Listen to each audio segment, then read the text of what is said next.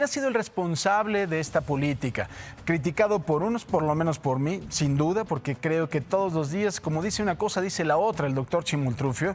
Por algunos otros también ha sido, pues bueno, ¿cómo le puedo decir? No solo rescatado, sino apoyado, y lo han hecho como una especie de estandarte político. Es el doctor Hugo López-Gatell. Asumió la rectoría de las acciones gubernamentales frente a la pandemia.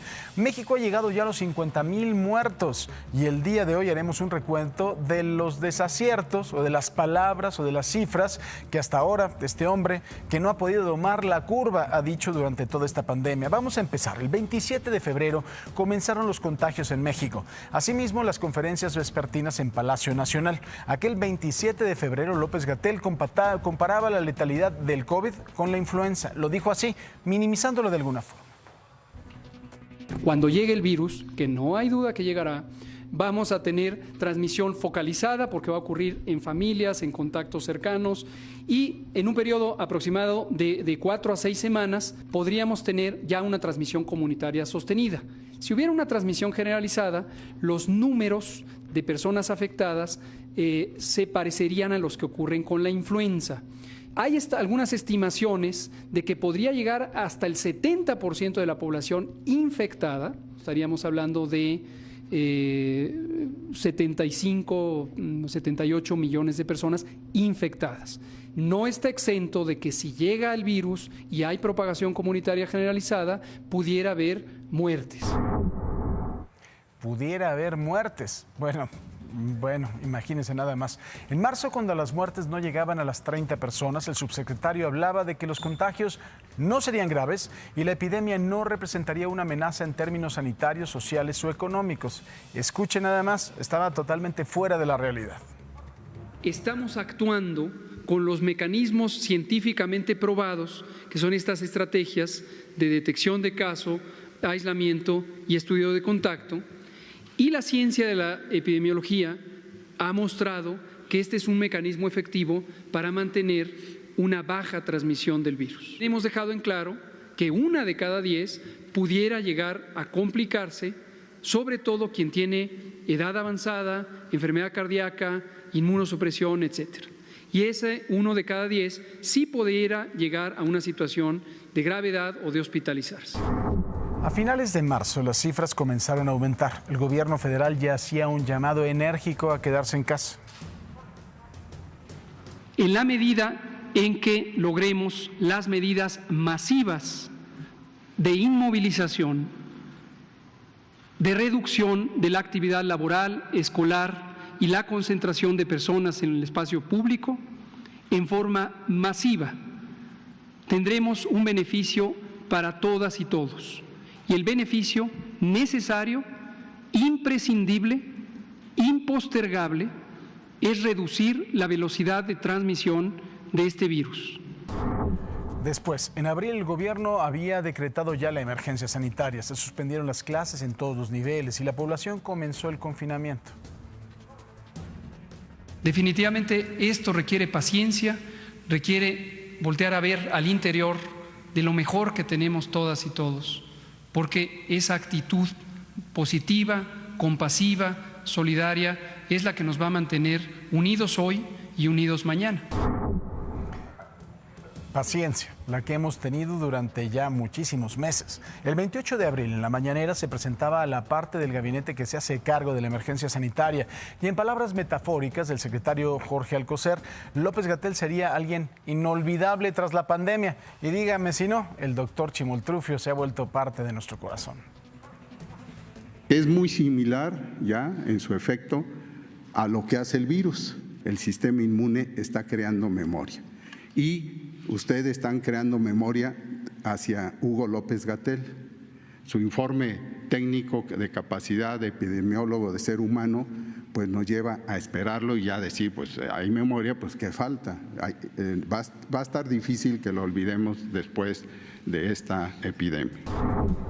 Pues cómo lo vamos a olvidar, ¿no? 6 meses después, México hoy tiene 50,517 muertos. El 4 de mayo se hizo un primer estimado. 6,000 muertos en el país, decía.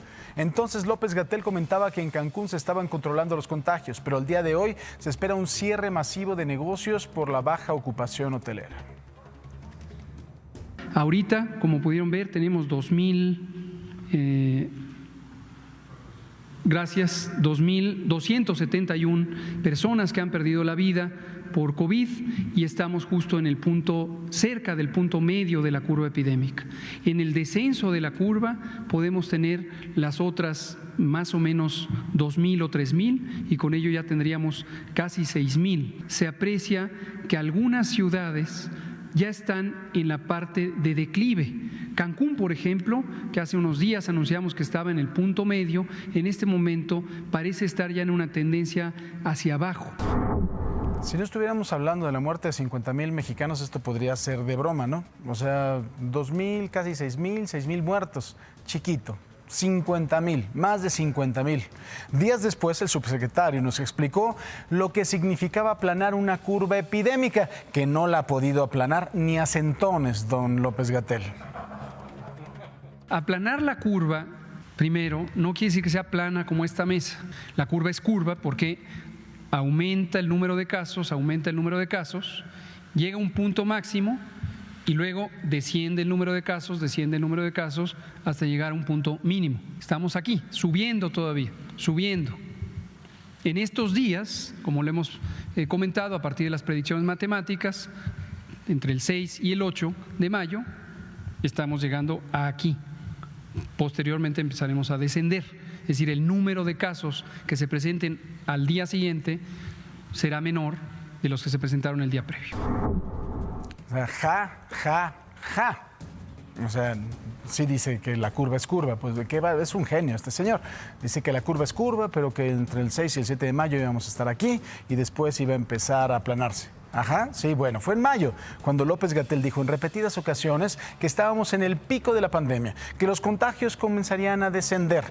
Bueno, aquí está la curva, ¿no? Eso es lo que estaba él diciendo precisamente a través de Twitter. Con la implementación oportuna de las intervenciones y las colaboraciones del pueblo de México, logramos el aplanamiento de la curva, lo que significa que la epidemia de COVID-19 se alargará, pero los casos graves no rebasarán la capacidad hospitalaria. Ok, está bien.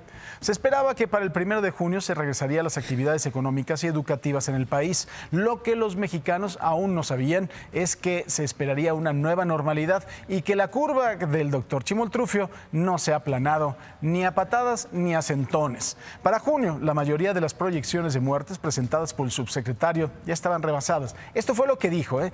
Yo no estoy inventando, yo no estoy haciendo política con esto y se lo reitero.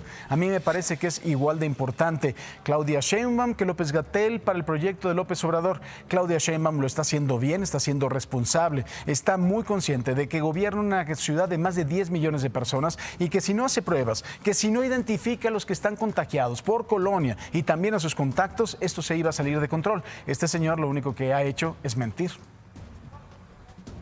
El mínimo era 6,000, otro escenario era 8,000.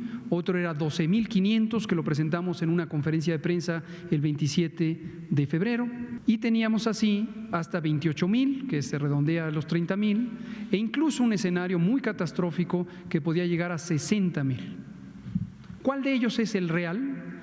La respuesta es: todos pueden ser reales en distintas condiciones. Un escenario muy catastrófico, todos pueden ser reales. ¿Sabe qué? El problema es que no vaya a ser que vaya a haber un escenario de 120,000, que este Chimoltrufio también. Pueden ser 6,000, 8,000, 12,000, 20,000, 30,000, porque se redondea de 28,000 o 60,000. Ya estamos en 50,000, por supuesto los 60,000 los vamos a alcanzar en una semana. No, ese es el escenario muy catastrófico. El asunto es que si es catastrófico habría que reconocer la catástrofe, que este señor no la puede reconocer.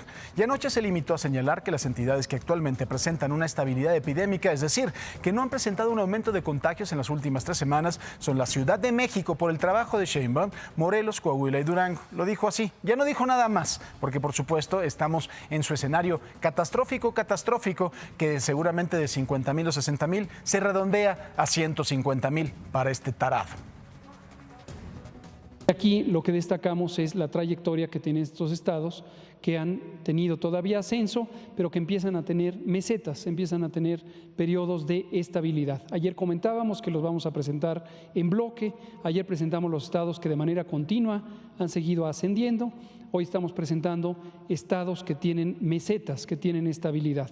y en el último bloque presentaremos aquellos que ya tienen un descenso claro y sostenido.